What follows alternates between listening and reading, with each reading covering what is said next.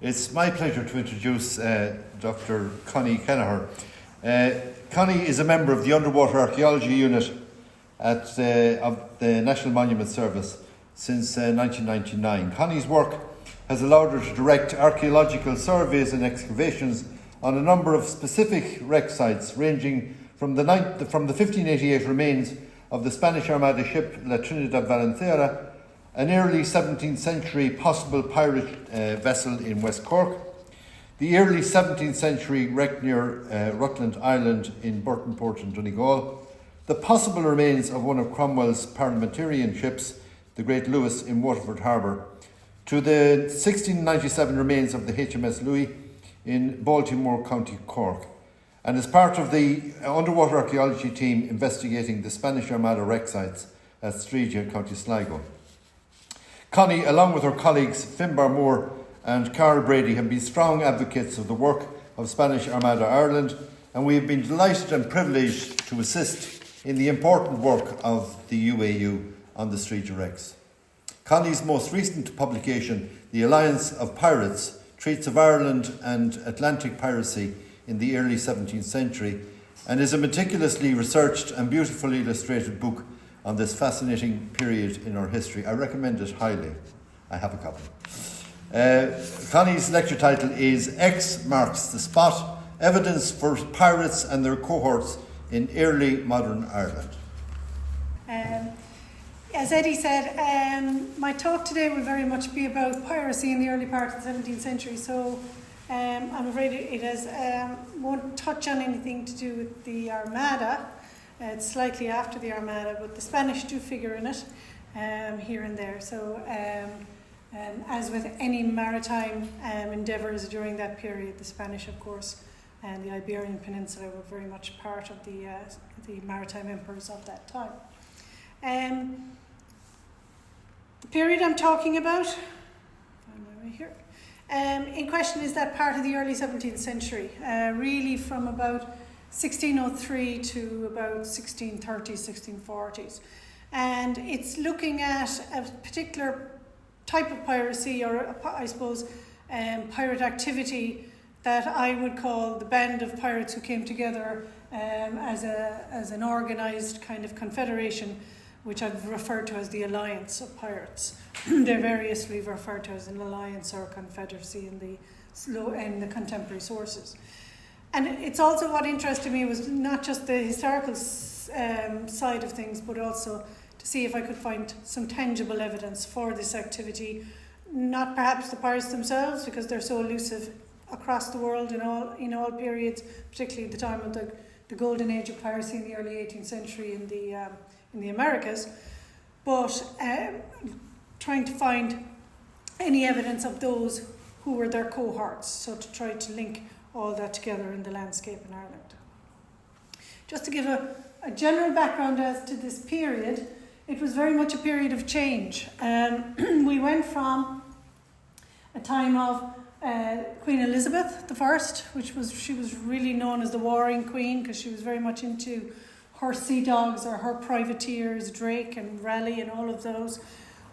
Pirates themselves, if you're from the Iberian Peninsula, certainly they targeted Spanish shipping and Portuguese shipping at that stage, and very much looked upon as pirates by the Spanish. She was very much into commissioning ships for exploration expeditions, so it was very much looking to see what was out in the New World in the East and the West Indies. So you went from the period of Queen Elizabeth, who died in 1603, and the advent of James I, who was the Stuart king, very much looked upon as a kind of a king of peace.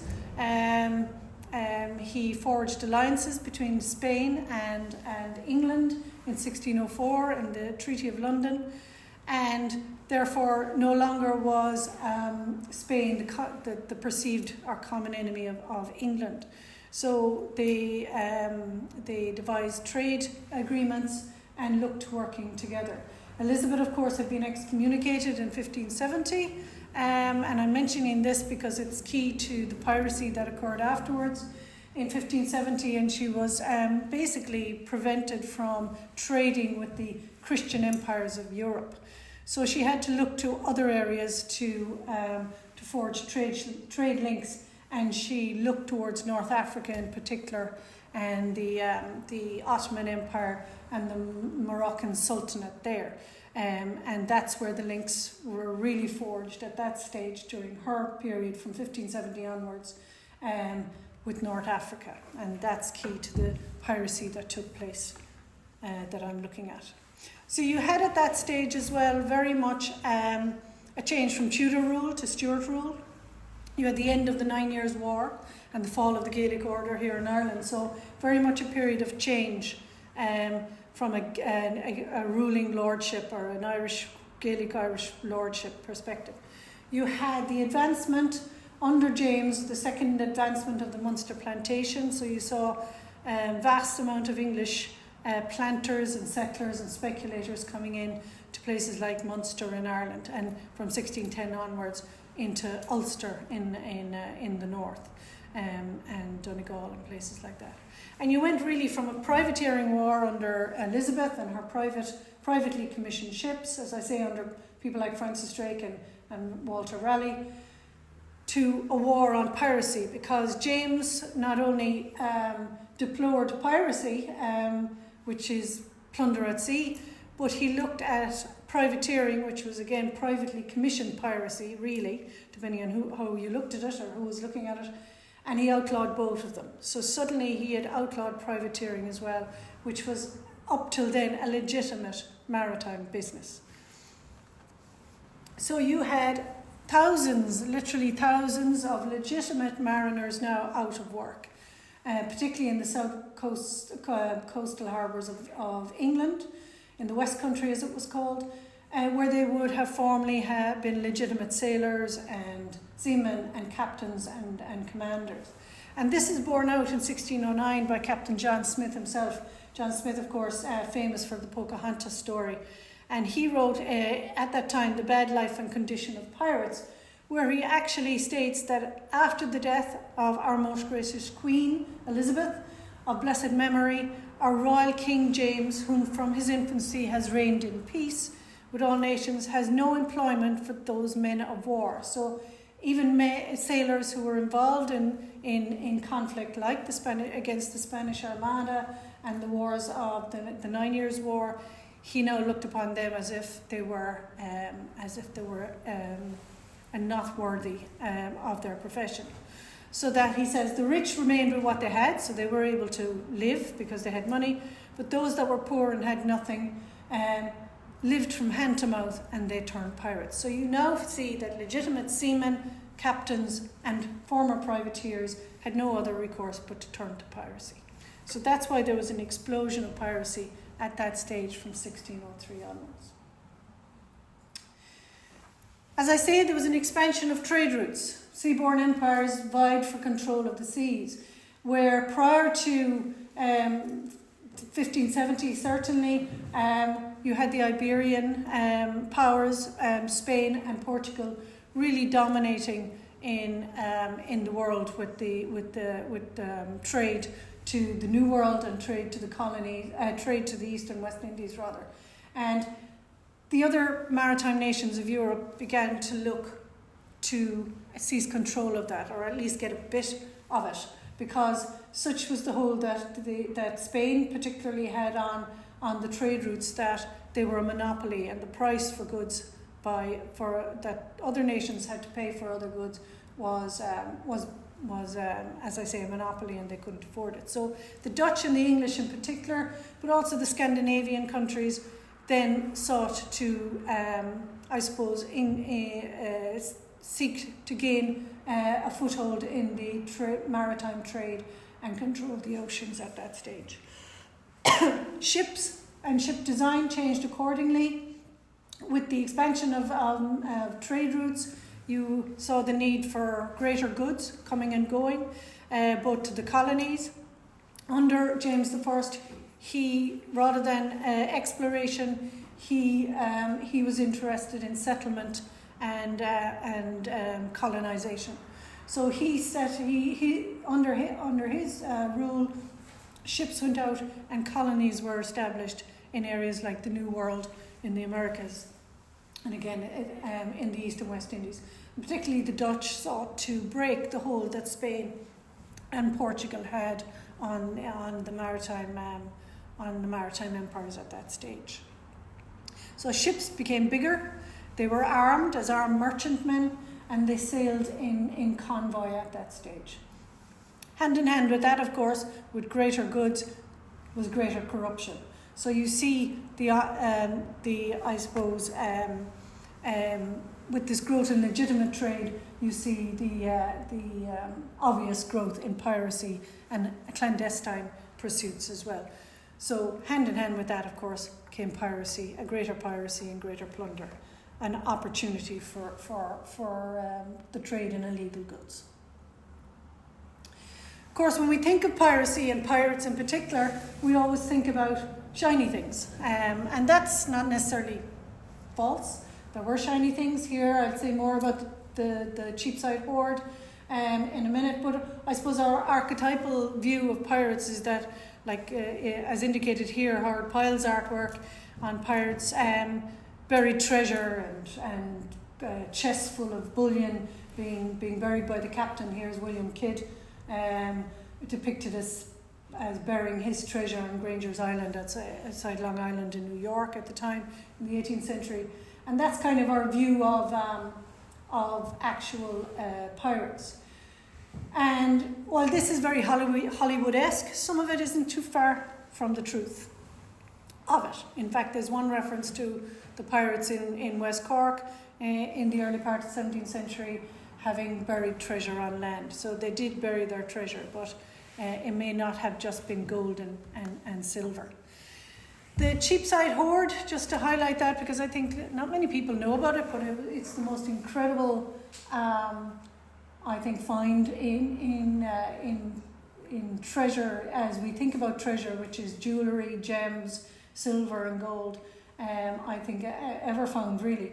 Found in 1912 by workers in London when they were digging out a basement of a building, and it dates from the late Elizabethan period and into the early Stuart period. So right in the period that the piracy that I'm looking at and have an interest in dates to.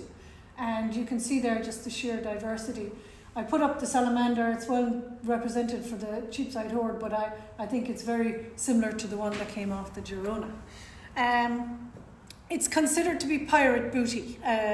That's the kind of conclusion they have come to, because it's of such diversity and intricacy that it can only have been amassed through illegal trade and underhand trade.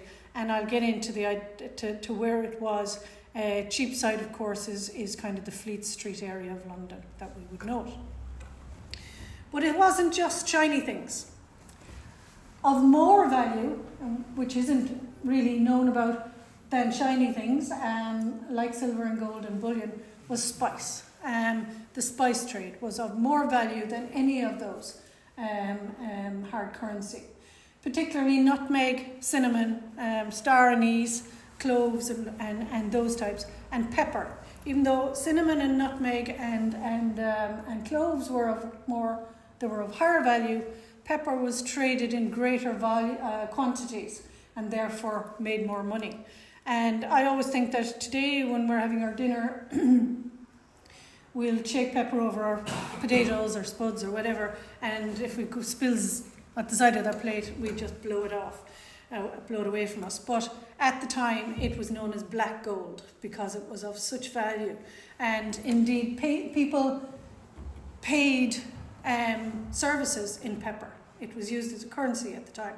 And when in 1628, when the Dutch captured the Spanish fleet in Cuba, in Matanzas Bay in Cuba, and essentially broke the Bank of Spain, Philip III at that stage paid his taxes in pepper because he didn't have the money to pay for it in gold.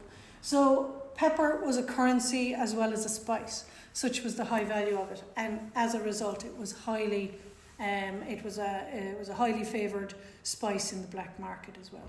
Sugarcane also began to come in, and it became a favourite of Queen Elizabeth. Hence, that's why she had no teeth. First of all in Jamaica, but later in Barbados, then in the colonies there.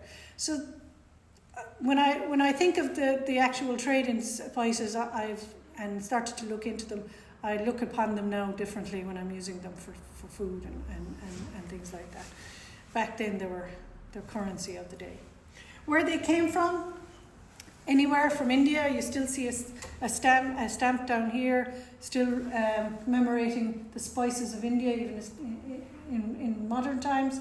But in places like Calicut in Malabar, in southern India, was the trade in pepper. And if you think about where they came from, you begin to get an idea of the sheer volume and the sheer diversity, both in quantity and in geographic scale, of the trade that was going on at the time.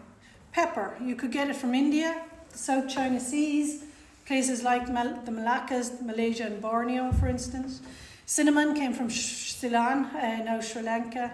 Again, vanilla came from Mexico, Madagascar, and Indonesia. And Indonesia is in a lot of these sources.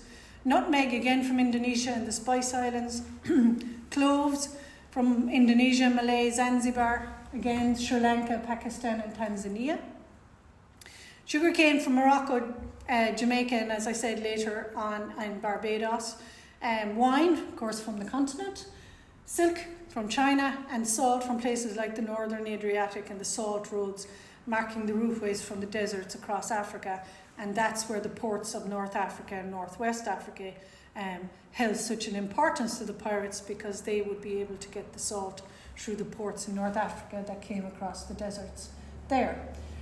So when you look at where these have come from, you begin to see where the trade was coming from, where the ships were going to get the trade, but also more importantly, why it was now so, in a way, easy for pirates to target the ships and get these, I suppose, exotic commodities in the bellies of those great ships that have developed along at that time, coming from all those places. But it wasn't just those exotic goods either. There was a reciprocal trade. There's always a quid pro quo, I suppose, involved in this. And if you're a pirate, you have to land your goods if you're to survive, and you need to get on supplies then. So the pirates and the pirate ships in remote places, which I'll go into in a minute, would in turn from the local people be able to get hides, tallow for their candles. Here's an actual barrel-shaped lump of tallow that was washed up on a beach in West Cork that I recorded from a shipwreck somewhere offshore. Again, from the Mary Rose, you're talking about beer, other things like dried fish that they would have had for food, and salt, as I mentioned earlier.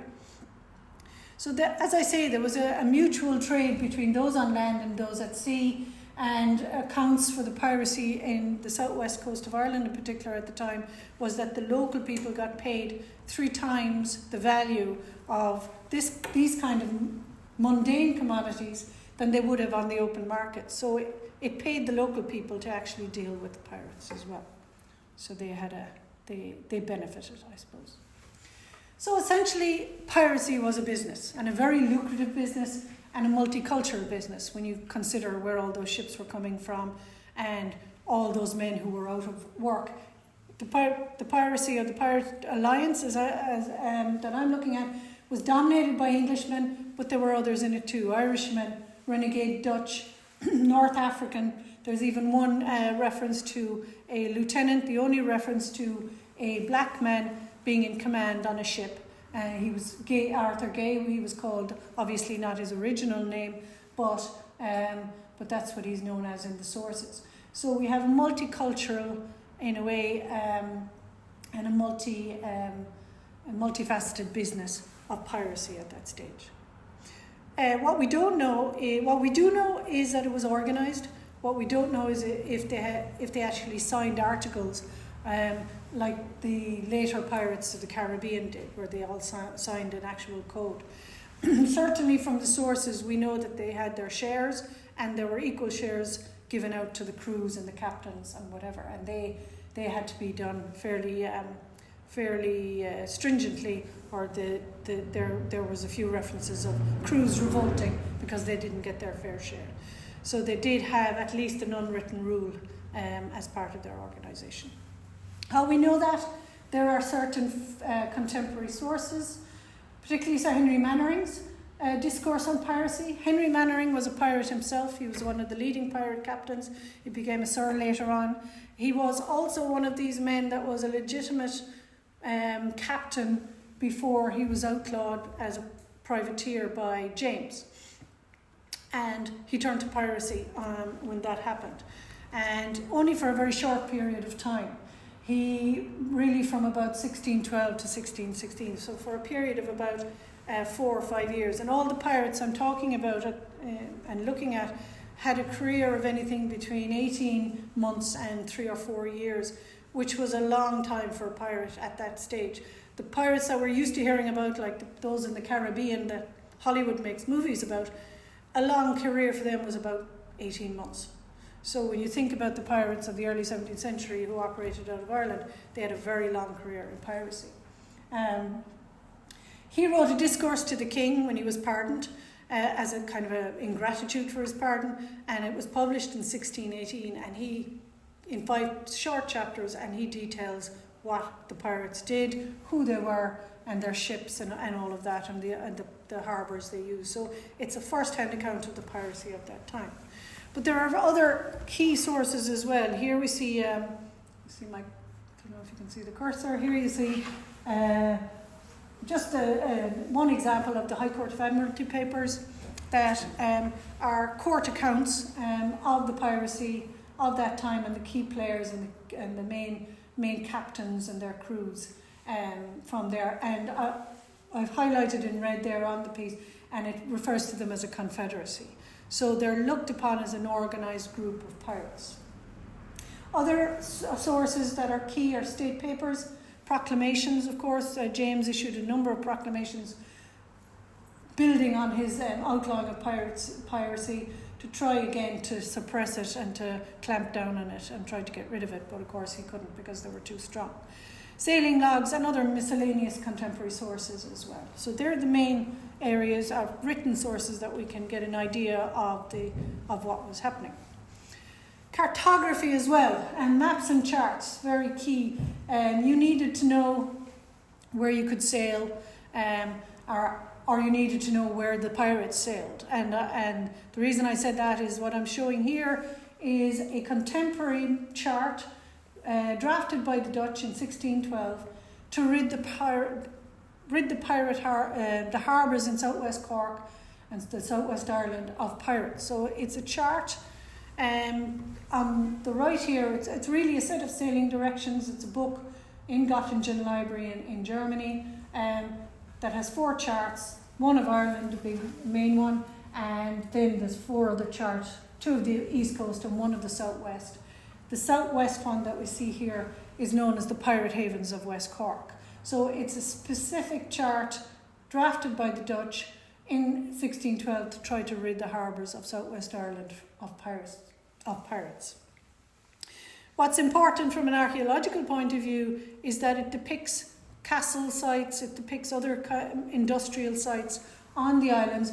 While it's not correct, obviously, geographically, topographically, from a landscape perspective, it depicts sites that are no longer there. Some are, some aren't. So it gives us a really important insight into the sites that were in the landscape at that time and that are no longer there. So from an archaeological perspective, it's a very important chart. So, getting into the people and the men of the time. The pirate hierarchy. They certainly had a hierarchy as part of their organisation. And again, this kind of stems back to the fact that the majority of them had been legitimate sailors and seamen. So they kind of retained that approach to their piratical activities. part of it being that they hoped eventually they'd be pardoned and that they would be looked upon almost as an honourable group of men who had no other recourse but to turn to piracy. And as part of that, they adopted most of them, not all of them, but most of them adopted a code that they would still only target the ships of the common enemy of England before the Peace of London, or the Treaty of London in 1604. So they primarily targeted Spanish and Portuguese ships. Again, with the hope that down the line they would be pardoned and not executed, because they had kind of stuck to what they had been used to and adhered to what they would have been used to as commanders in a navy or merchant ships. Richard Bishop, they elected as their admiral of the pirate fleet. Peter Easton, their vice admiral, and then Thomas Frank, their rear admiral, all Englishmen. And again, Henry Mannering, as I said, was also a leading captain in that, who wrote the Discourse. And there were many others. I've identified about 72 leading pirate captains.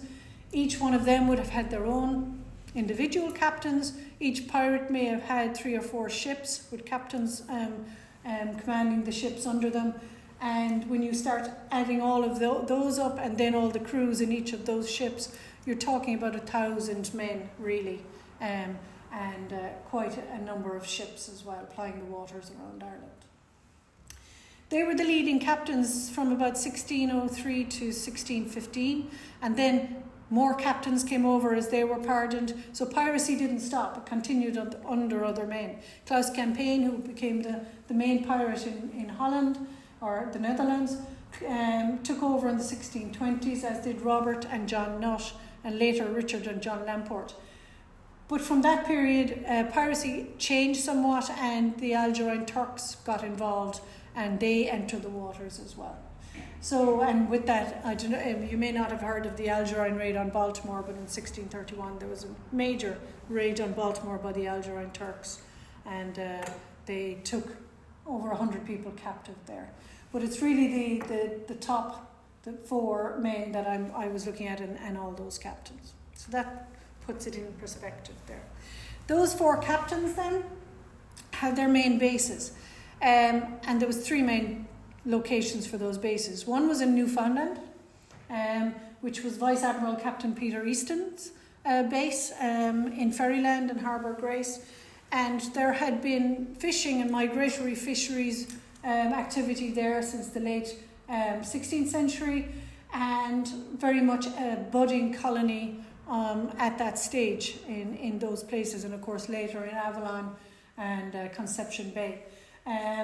So he set up his base there, became, as I say, a very lucrative fishing grounds, and so therefore they had supplies, and the Newfoundland Company then was set up in 1610 by John Gray.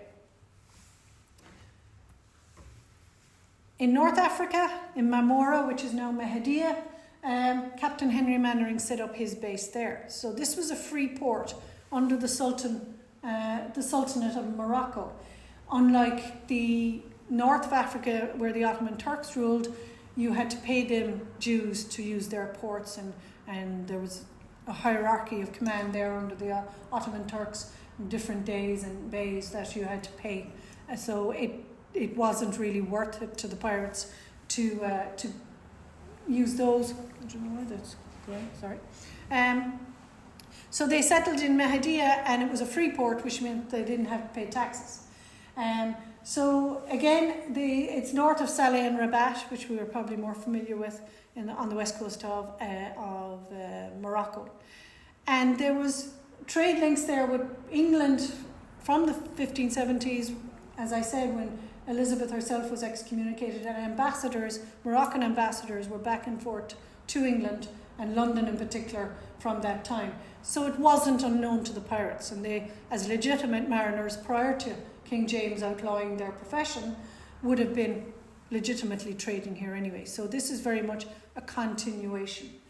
It fell to the Spanish in 1614, which I'll give more detail on, and that's when they lost their pirate port there. And in Ireland, the main harbours, even though they went all around the harbours, and there's reference to them coming up to Donegal and Killybegs, and places like Sligo and Galway. But they made their main harbours in 3 areas in southwest Ireland: Baltimore, Lemcon, which is in Schull, and Crookhaven to the very west. And it's Admiral Richard Bishop set up his base there. Again, it was very similar to what they would have been used to in the southwest country of England, or the west country. Very remote, so the king's ships who were based in the main harbours of Ireland, particularly Kinsale and Youghal, by the time they'd get around to the southwest, the pirates would have been gone. So it was a strategic location in a remote area. And they had willing locals as well that were very open to trading with them. So when you join all of those up, you can then see how strategic these locations and how these bases were. Basically, the pirates had their hunting grounds in the North Atlantic, where they could intercept outward and homeward bound ships going to the New World, the East and West Indies, the Mediterranean, and elsewhere, even north about and to the Baltic. So very strategically placed ships. They never sailed farther. There's a few references, but very seldom they sailed farther than the Azores, because their ships were of such sizes and didn't have the supplies that they would have been captured easily. So they strategically stuck to the areas that they knew they could stick to. They were also seasonal bases. Marmora was a summer base. I mean, who doesn't want to go to North Africa in summer from Ireland? In the Irish summer, they would be in Ireland, and in the Irish winter they'd be in Marmora, and then Newfoundland was really an all-round year, depending on the weather. So again, very much strategically located. And so why Ireland? Really, of all those 3, Ireland became the hub for the meetings of the pirates. Again, it was nearby the West Country, traditional fishing grounds. There's references to Captain Richard Bishop, or Admiral Richard Bishop, serving under Thomas Norris as a privateer, and actually being stationed off the southwest coast of Ireland in the late 1590s as part of the Coast Guard, the Irish Coast Guard ship fleet at that stage. So he was wholly familiar with the area. Again, as I say, they had local populace willing and able to aid and abet them. And more importantly, there was a loophole in the law in Ireland that wasn't changed till 1614, where you couldn't be tried for piracy in Ireland. You had to be extradited to England. The law on piracy came in under Henry VIII, but it was never extended to Ireland. So basically they were able to have a free rein here because it was costly to send pirates back to England, and a lot of them escaped en route. And again, Arthur Chichester, the Lord Deputy, highlighted this when he wrote to the Privy Council in 1612 and basically stated that there is no law to hang pirates here, and what he was looking for something, guidance on that. So, clandestine commerce basically was the name of the game in the southwest coast of Ireland and across the North Atlantic at that stage. And references in the sources on Munster and the harbours in Munster states that which passeth here in Munster are reals of 8, which are Spanish dollars, Barbary ducats and dollars, and it is thought some treasure is buried on land by pirates. So when you read this, and this is a contemporary account from 23rd of August 1611 from the State Papers, you automatically think of the Pirates of the Caribbean and the Pirates of Hollywood and Johnny Depp and all of those. But this was really what was going on in the southwest coast of Ireland. The treasure, of course, as I said earlier, wasn't just Barbary ducats and dollars, it was also spice and other commodities like that.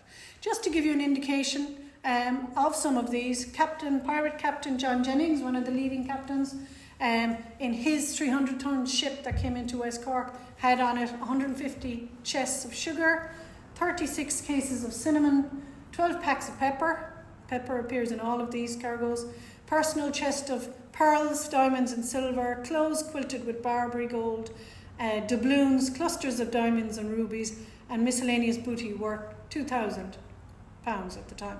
So when you think back to the Cheapside hoard and then you look at cargoes like this, you can see it's not too far away from pirate booty. Again, and this is where my tangible cultural kind of evidence comes from, maybe not of the pirates themselves, but certainly of the locations they used. Here's James Fort, which was known as Castle Park at the time. It was changed to James Fort for James II when he came into Kinsale. Pirate captain in 1612, William Bow, landed his goods here of 150 tons of cloth, again cottonwood, guinea pepper, 6 bags of that. You have cotton yarn, Brazil bows, compasses, 17 compasses, possibly from China, anchors and cables, Brazil beds, powder and aniseeds. So again, quite a diverse range of cargo plundered from other ships or traded to the ports of North Africa. But of course they couldn't land these goods without having the imprimatur of the local admiralty officials, who of course were hand in glove with the pirates. So William Hull being the main one of those. He was Vice Admiral of West Cork. He was a Devon mariner. In 1602 he'd been found guilty of piracy himself, but because his father was Mayor of Exeter, he got off with the charge. He had come over as a speculator as part of the Munster plantation and was awarded the lands around the O'Mahony Gaelic lords, lands around West Cork, and he became one of the most influential men in that area, and really the aider and abettor, as he was referred to in the sources, and a notorious harbourer of pirates and receiver of their goods. He also married into the O'Boyle family in 1622, so he was extremely well connected. Richard Boyle, who was the first Earl of Cork at the time, was the richest man in Ireland at that stage. So these men were very well connected. They lived in remote areas, and therefore their brown envelope businesses could be carried on under the counter, as it were. So we have evidence from his domain of the archaeological evidence. From the 1612 map that I showed you earlier, that's a detail from it. We see not only the O'Mahony Castle on the headland, but William Hull's house in the background, which we know from the sources was a fortified house, and which is now completely gone. So again, that's what I mean by the importance of this chart, indicating the evidence for the archaeology at that stage. There's only one battery tower left now of William Hull's place, and that's the image of it there on the left. But we know at any given stage at that period there were hundreds of pirates, just to go back there, hundreds of pirates living on his land. Some settled there. He gave land to the pirates. They built houses in the English style, which was what they had to do under the plantation rules. So you had now pirates working as pirates in a business with the officials, government officials, and living on the land. So it was quite an open economy down there, under the watchful eye of the local Vice Admiral, who himself was part of it. As I said later, the leader became Klaus Campaign. But just to give you an idea of how we know what was going on, we have a first-hand account of him coming into Lemcon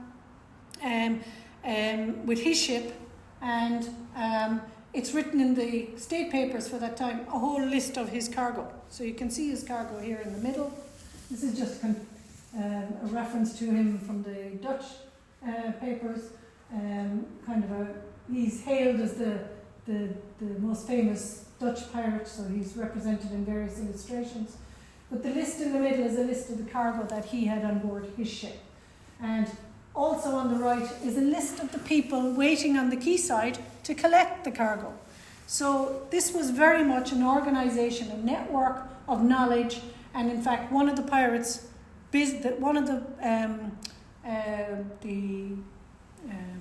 pirates was tasked with gathering knowledge of where these cargoes were coming in. And I'm just in a number of these sources it mentions Cheapside. One of the pirates buys stores for his uncle in Cheapside. Again, Orange and one of the other pirates traded his goods at Cheapside. So this is going back all the time, connecting Cheapside in London, which is near to Fleet Street, and which was where the main goldsmiths were at the time. This is just one element of the trade that they did. So they were trading with London and basically shipping their gold and their precious jewels over to London at that stage. Orange, for instance, had a carbuncle, a red gemstone, like this one here, worth £40,000, for between £20,000 and £30,000, which he kept pleated in his hose so that it wouldn't be found, and it would be worth about 4 million today. So this was hugely lucrative, and he went to Dublin. He was married to a sister of one of the main pirate captains in West Cork, and she had a clearing house, or a safe house rather, in Dublin, and he stayed there, and then he made his way to Cheapside. So their network was far and wide. Their wives and their families were involved with it. So in a way it was almost a legitimate business, although it was clandestine at the same time, but it was extremely open and overt. So when you look back at I keep going back to the Cheapside Hoard, very much a link with material like this and the pirates of West Cork going back and forth. They had connections, they had men collecting goods, they travelled themselves to places like Dublin and then made their way to London. So very much an organised trade. And just putting a link in here to the Armada, when you look at one of the 3 Armada portraits of Elizabeth, this one is attributed to possibly George Gower in 1588. You just look at the jewellery that she's wearing, and the diversity of jewels, whether it's on her clothes or whether it's around her neck or on her hair. So these are even on the crown jewels there. This was the kind of treasure that they were also dealing in. Where to land? I'll just fly through this. Really looking at some of the evidence there, giving you examples of some of the evidence. Couldn't be a pirate if you couldn't land your goods. From just walking the foreshore down in West Cork in Lemcon, where William Hull had his domain and pirates built their houses, there are recorded monuments, as I showed you earlier, the Battery Tower and the O'Mahony Castle, that had links there through the sources. But in the intertidal zone, there's previously unrecorded archaeology, including quays, steps, mooring stones here you see down in the right hand corner, areas in the harbour for ship quays, and when you even dig deeper into the local lore and talk to the locals, who are key to understanding the landscape, no more so like yourselves, even the names of the fields can tell you and give you an indication of what was going on there. The quays are located in Boathouse Field, and the robbed out quay at the bottom is known as the Long Dock. So they're all indicative of what was going on there. So certainly the harbour has been very inundated since then, but certainly it would have been deep enough at the time to bring certain size ships in there to offload their cargo, and they had the infrastructure for that. Other sites that I've come across are steps in islands, trying to get on or off islands, and little roadways. Here's one in Dingle in County Kerry, just cut out of the rocks, and various rock cut steps in really remote areas where you could land goods or meet people to offload goods. Here again are more examples of them, rock cut steps all around Ireland, not just southwest Cork, but all around Ireland, in remote places, Badger's Cove in Dunmore East, in Waterford and places like that. The only caution I would offer is that I don't want to be too quick to say they're pirate steps or smuggler steps or whatever.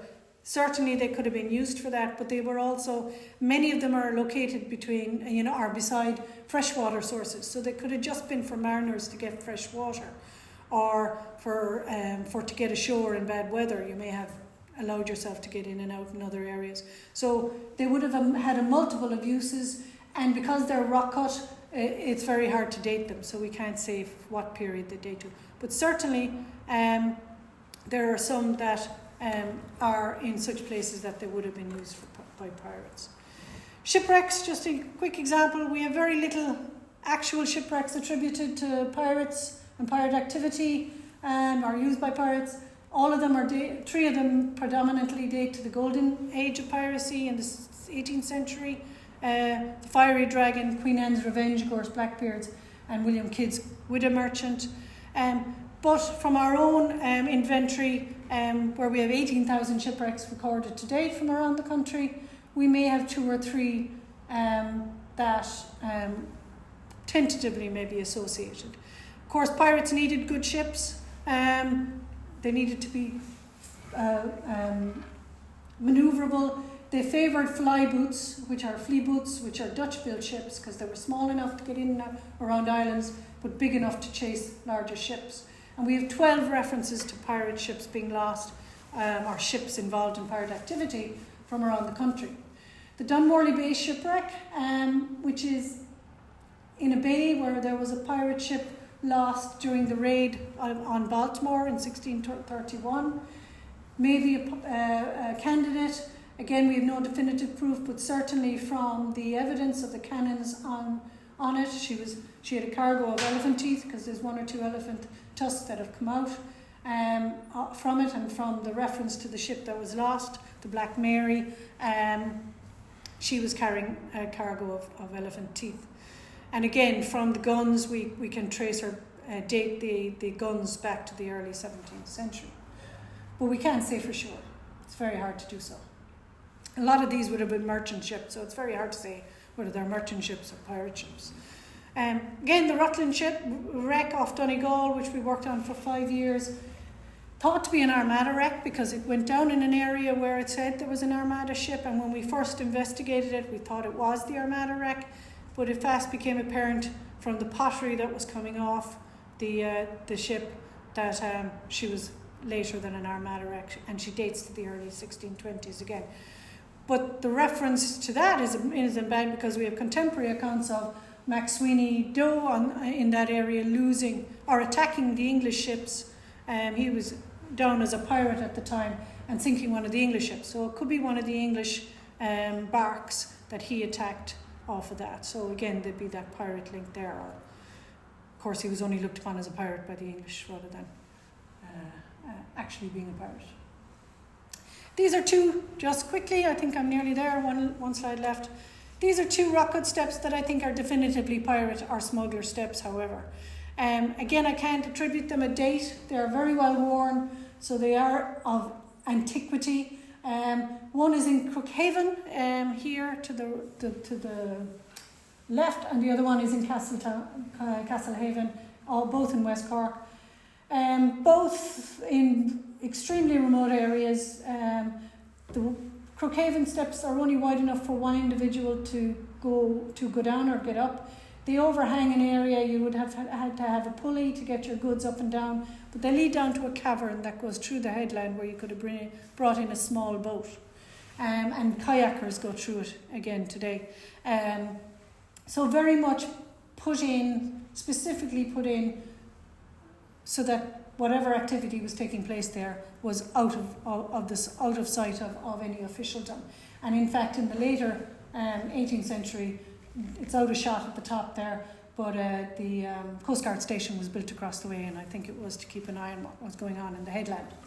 In the other one, it's a series of rock cut steps in a very kind of a squiggly area of the harbour in Castlehaven, but uniquely, and this is the only example I have of it, and I've sent feelers out worldwide and I've not had anything back, but they must exist, is up at the very top of these rock cut steps. There's about 5 or 6 sections of rock cut steps and different platforms leading from the water are 2 niche holes where you would put in your lanterns to guide the boat in at night.